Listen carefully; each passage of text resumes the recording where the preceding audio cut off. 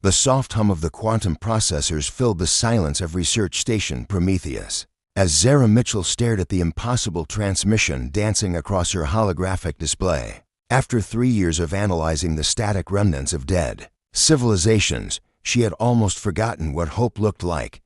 But here it was, pulsing in elegant mathematical patterns that made her heart race with possibilities. She thought we're lost forever. Zara, you need to see this. Her research partner, Marcus Webb, burst through the laboratory doors with an expression she hadn't seen since the day they discovered the ruins of the Alterian homeworld. The transmission isn't random, it's a language, and it's beautiful.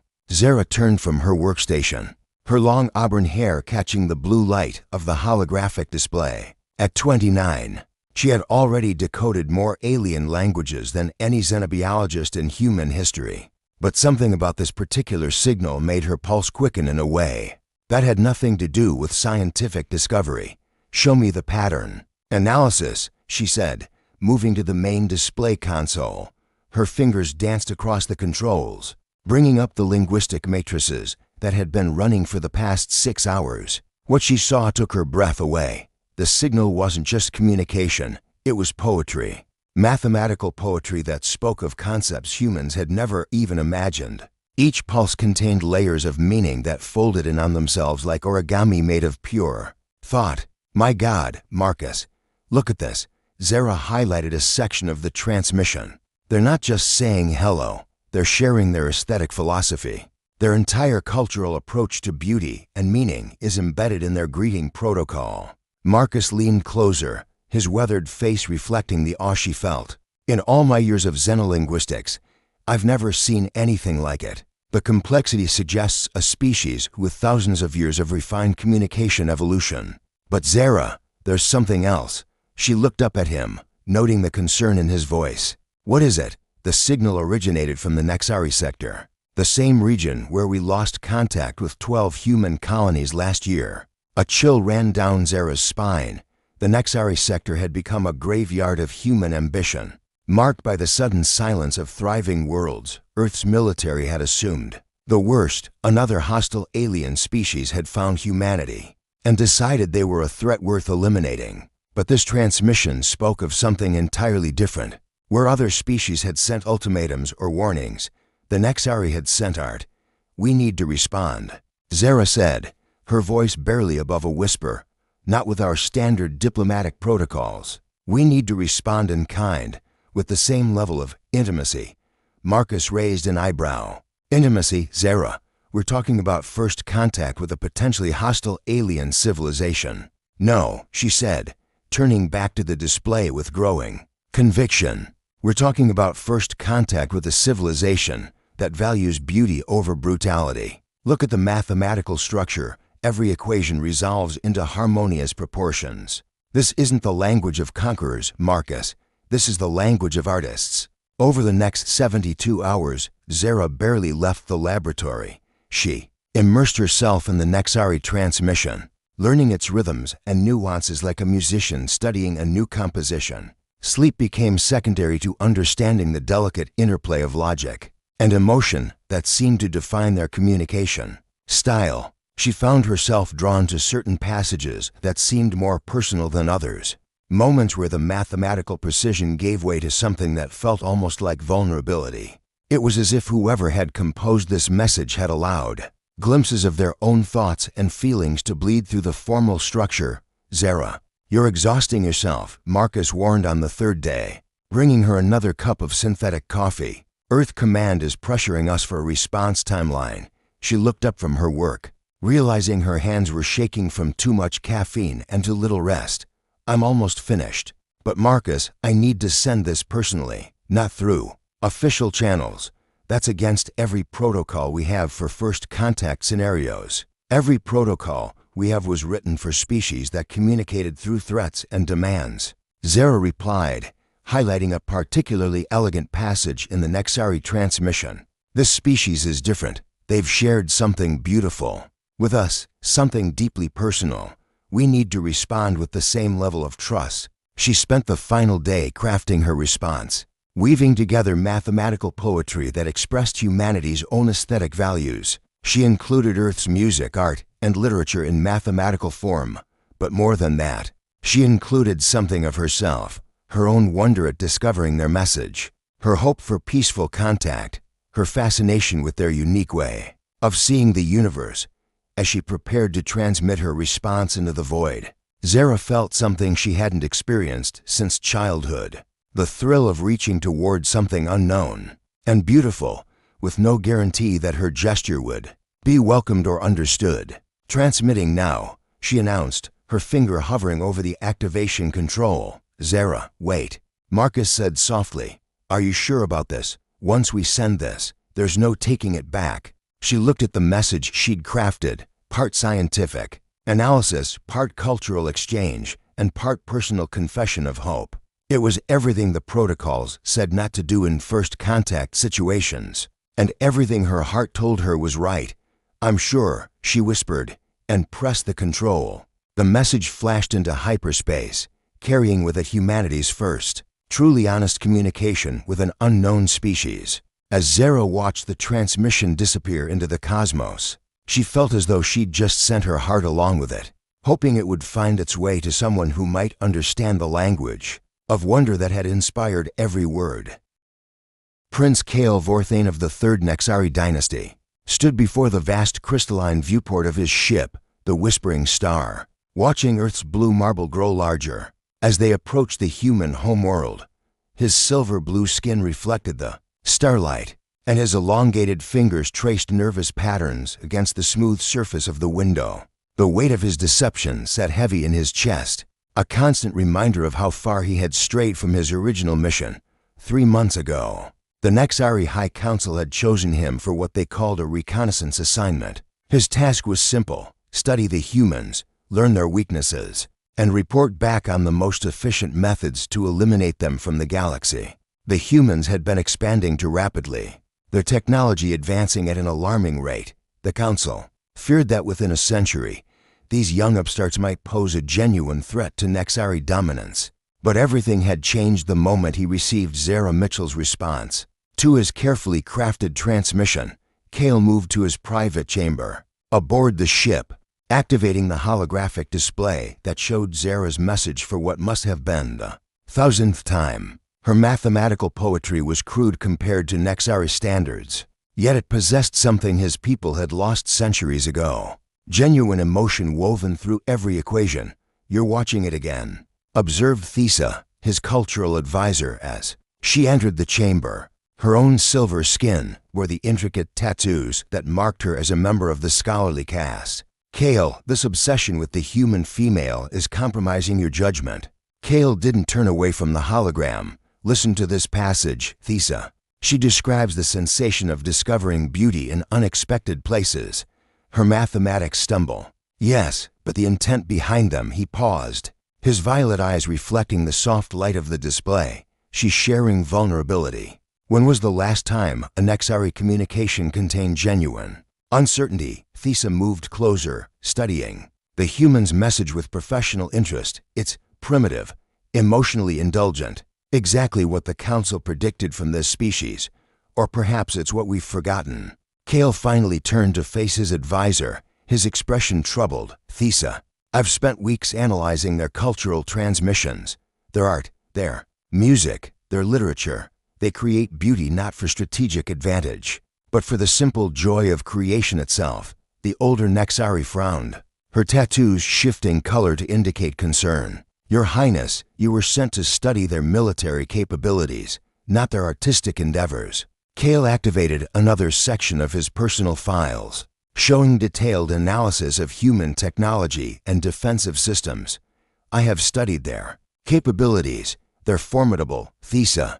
More formidable than the Council realizes. But that's not what troubles me. He pulled up video recordings of Zara working in her laboratory, footage captured by Nexari surveillance drones operating in Earth's orbital space. The human woman moved with intense focus, her hands dancing across control surfaces as she worked to decode his transmissions. But it was her expressions that held Kael captivated. The wonder in her eyes when she discovered a new pattern, the gentle smile when she crafted her responses. the way she bit her lower lip when concentrating on a particularly difficult passage. She stayed awake for 3 days working on her response to me. Cale said quietly, 3 days. Thesa, she could have used their standard diplomatic protocols, sent a formal acknowledgement, and left it to their politicians. Instead, she poured herself into crafting something personal, something beautiful, something worthy of what she thought I had shared with her. Thesa's tattoos shifted to a deeper shade of concern. And what exactly did you share with her, Your Highness? Kel's admission came out barely above a whisper, everything. My thoughts on the nature of beauty, my personal philosophy about the connection between mathematics and emotion, even poetry I wrote during my youth, before the council taught me that such things were inefficient. Cale, Thesa's voice, was sharp with alarm. The mission was to gather intelligence, not to conduct personal courtship with an alien female. It wasn't courtship, Cale protested, then paused. At least, it wasn't intended as such. But when I received her response, when I saw how she had understood not just my words, but the feelings behind them, he activated the communication console, showing Thesa the private message he had been composing for the past week. Unlike his official transmissions, this one abandoned the formal protocols of interspecies diplomacy. It was written in the intimate, mathematical poetry reserved for Nexari lovers, adapted to accommodate human linguistic limitations. You cannot send this, Thesa said, horror evident in her voice. The council expects your final report within days. They're already preparing the invasion fleet. Cale met her gaze, and she saw something in his violet eyes that made her take a step backward. It was the look of a prince who had found something more valuable than a throne, and more dangerous than any enemy fleet. Then perhaps, he said, softly, it's time the council learned that some things in the universe are worth more than conquest. The abandoned research station Meridian floated silently in the neutral zone between Earth and Nexari space, its hull scarred by decades of cosmic dust and micrometeorites. Zara's small shuttle approached the docking bay with her heart hammering against her ribs. 3 weeks of increasingly personal communications had led to this moment, a secret meeting that violated every diplomatic protocol and could potentially spark an interstellar incident. She had told Marcus she was conducting routine deep space observations. The light tasted bitter on her tongue, but the truth was impossible to explain. How could she tell him that she had fallen in love with mathematical poetry, written by an alien prince she had never met? The docking clamps engaged with a soft thud, and Zara took a shaky breath as she prepared to meet the being who had filled her thoughts for weeks. Through the viewport, she could see another ship already docked, sleek, crystalline, beautiful in a way that made human engineering seem crude by comparison. The station's artificial gravity pulled at her as she entered the main habitat ring. Emergency lighting cast long shadows through corridors that hadn't seen regular use in over a decade. Her footsteps echoed in the silence as she made her way to the central observation deck where they had agreed to meet. He was waiting for her, there, silhouetted against the vast starfield beyond the station's transparent dome. Zara's breath caught in her throat. She had studied Nexari physiology in textbooks, but seeing Cale in person was entirely different. He was tall and graceful, his silver blue skin seeming to glow with its own inner light. When he turned to face her, his violet eyes held the same gentle intelligence she had come to know through their mathematical conversations. Zara Mitchell, he said, and her name sounded like music in his melodic voice. You are even more beautiful than I imagined. Heat rushed to her cheeks. Your imagination was working from surveillance footage that hardly counts as accurate data. A smile played at the corners of his mouth, expression remarkably human despite his alien features. A scientist's response. I should have expected nothing less. They stood there for a long moment, two beings from different worlds who had somehow found each other across the vastness of space. The mathematical poetry that had flowed so easily between them suddenly seemed inadequate for this moment of physical presence. I brought something for you, Cale said, reaching into a pouch at his side. He withdrew a small crystalline device that pulsed with soft, rhythmic light. It's a memory crystal. It contains the complete cultural archives of my people. Our art, our music, our philosophy, everything I couldn't convey in our transmissions. Zara accepted the crystal with trembling hands. It was warm to the touch and seemed to respond to her presence, the pulsing light synchronizing with her heartbeat. Kale, I can't accept this. These must be state secrets. They're gifts, he said simply, from one who has found beauty in sharing knowledge with another who appreciates it. She looked up at him, seeing the sincerity in his alien features. Why? Why risk everything for someone you've never met? Kale moved closer, close enough that she could see the intricate patterns of his skin, like living circuit traces beneath the surface. Because you saw poetry in my mathematics, because you responded with vulnerability instead of suspicion, because in all my years of study, no one has ever made me question what I thought I knew about beauty and connection. Zara felt her resolve wavering. Every instinct told her this was dangerous, that she was falling for someone who might be manipulating her emotions for political gain. But when she looked into his eyes, she saw the same wonder and uncertainty she felt herself. There's something you need to know, she said, her voice barely above a whisper. My government thinks your people might be hostile. They're preparing defensive measures. And there's something you need to know, Kale replied, his expression growing troubled.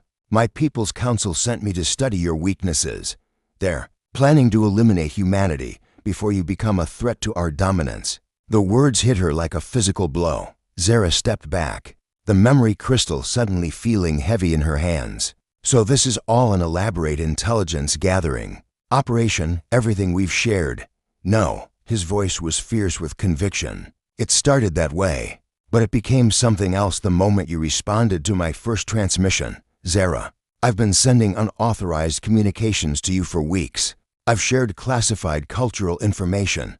I've compromised my mission, because what I feel for you is more important than what my council wants me to accomplish. She studied his face, searching for deception and finding only desperate honesty. What are you saying? I'm saying that I choose you, he said, reaching out to touch her hand where it held the crystal. I choose this connection we've built over the expectations of my people.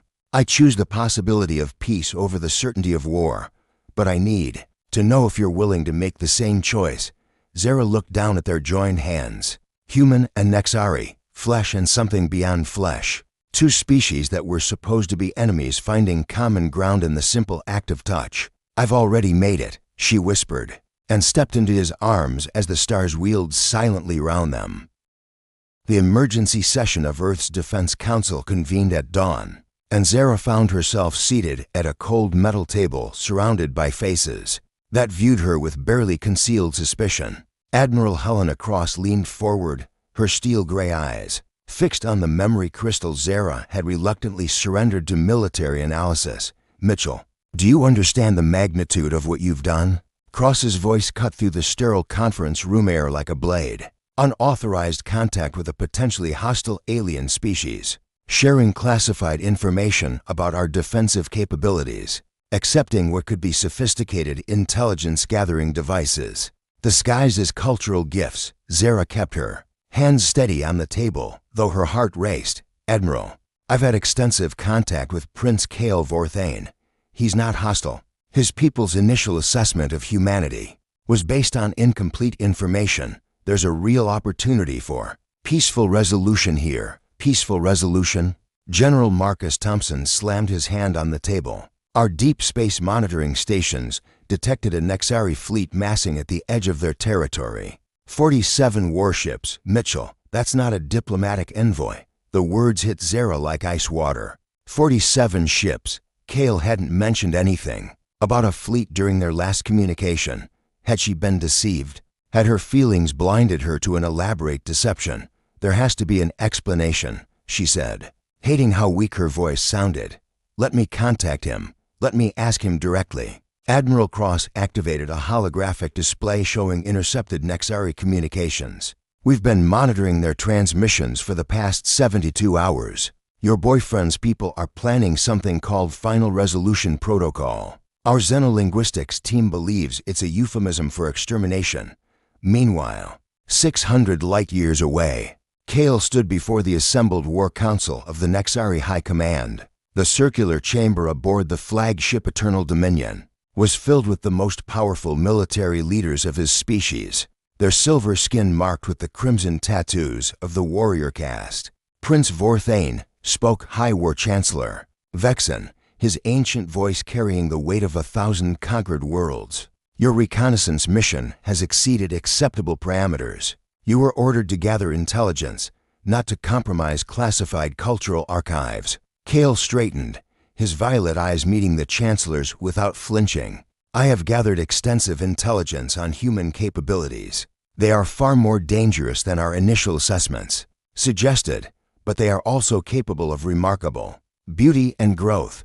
Chancellor, I believe we can forge an alliance that benefits both species. The chamber erupted in harsh, clicking sounds, Nexari laughter, but not the kind that indicated amusement. War Marshal Thyrana rose from her seat, her forearms spread in a gesture of challenge. The prince speaks of alliance with prey animals. Have you forgotten the Kitherian expansion? The Velter uprising, every species we've allowed to grow in. Power has eventually turned against us.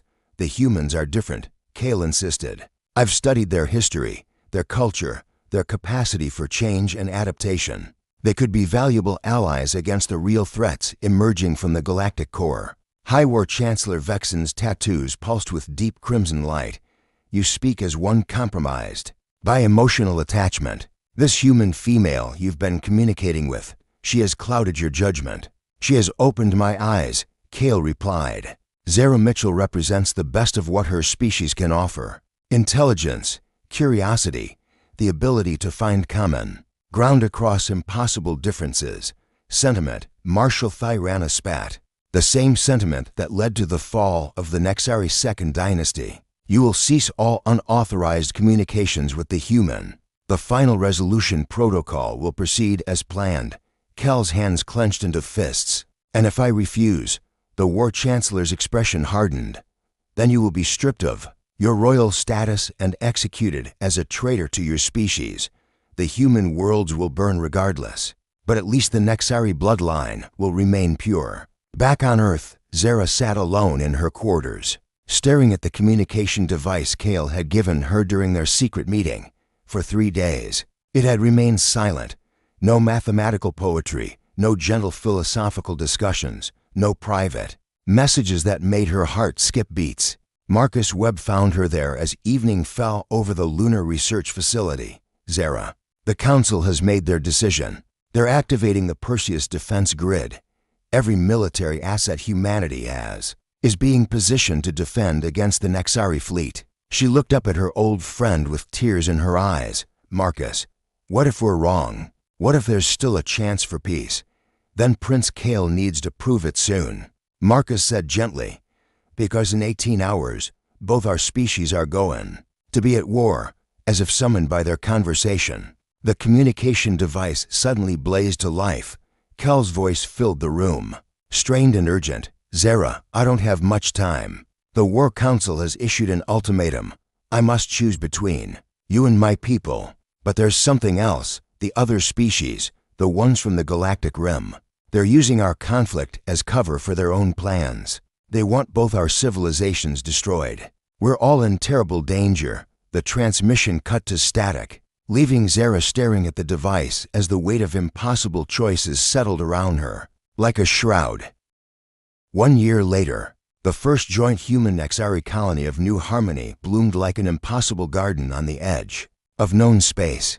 Zara stood on the crystalline balcony of the Planetary Council building, watching children of both species play together in the bioluminescent gardens below. Their laughter carried on the gentle breeze, a sound that had once seemed impossible, but now filled every corner of their shared world. The Valdorian delegation has just confirmed their attendance at the ceremony, Kale said, joining her on the balcony. His silver blue skin had developed new patterns over the past year, swirling designs that Nexari culture associated with deep contentment and bonded love. Apparently, they want to witness what they're calling the wedding that saved the galaxy.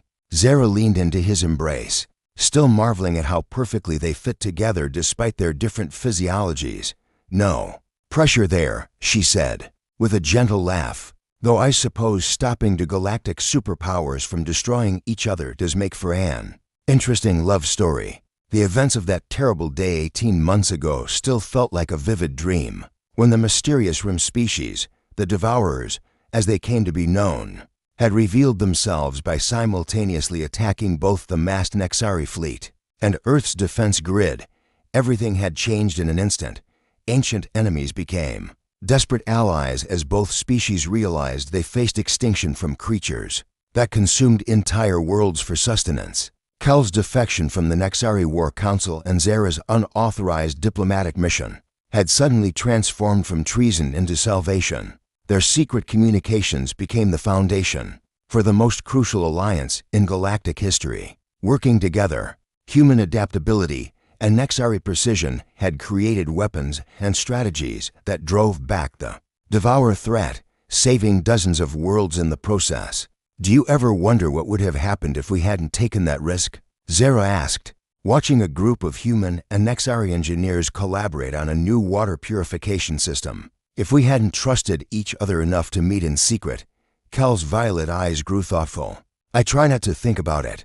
The alternative was too terrible. To civilizations destroying each other while real monsters waited in the darkness to consume. What remained? A soft chime from Zara's communication device interrupted their moment. She activated the holographic display to reveal Marcus Webb's familiar face. Calling from the research station orbiting Earth, Zara, I wanted to give you an update on the Devourer Containment Project, Marcus said, his weathered features creased with satisfaction. The quantum barriers are holding perfectly. The combined human-Nexari technology has them completely isolated in the Kepler void. They can't expand their territory, and they can't send signals to whatever is left of their species in other galaxies. Any word from the other Alliance members? Kale inquired, moving to stand beside Zara in the hologram's field of view. The Altarian Republic just committed another 50 ships to the Joint Patrol Fleet, Marcus replied. The Crystalline Collective has agreed to share their dimensional folding technology, and even the reclusive tree singers are sending botanical engineers to help terraform the war-damaged worlds. Your wedding has become a symbol of hope across half the galaxy. After Marcus signed off, Zara and Kale returned to watching their colony world thrive. In the distance, they could see the construction frames for the new interspecies university, where human creativity would merge with Nexari precision to train the next generation of galactic citizens.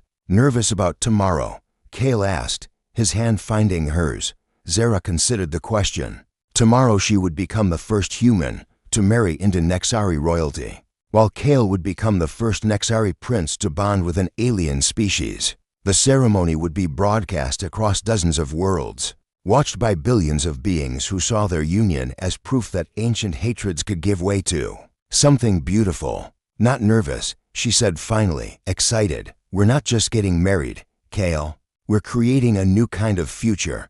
The setting sun painted the sky in shades of gold and silver, colors that seemed to blend human warmth with Nexari elegance. In the gardens below, the mixed species children continued their games, unaware that they were the first generation to grow up in a galaxy where cooperation had replaced conquest as the highest ideal. I love you, Kale said softly, the words carrying the weight of everything they had overcome to reach this moment. I love you too, Zara replied, then smiled. Though I have to admit, your mathematical love poetry has gotten much better over the past year. Kale laughed, the sound carrying across the gardens where human and Nexari families looked up and smiled at their leader's obvious happiness. Tomorrow would bring their wedding, but tonight belonged to the quiet joy of two beings who had found each other across impossible odds and changed the universe in the process. As the first stars appeared in the darkening sky, Zara and Kale held each other close, knowing that their love story had become something larger than themselves, a beacon of hope that would guide the galaxy toward a brighter future for generations to come.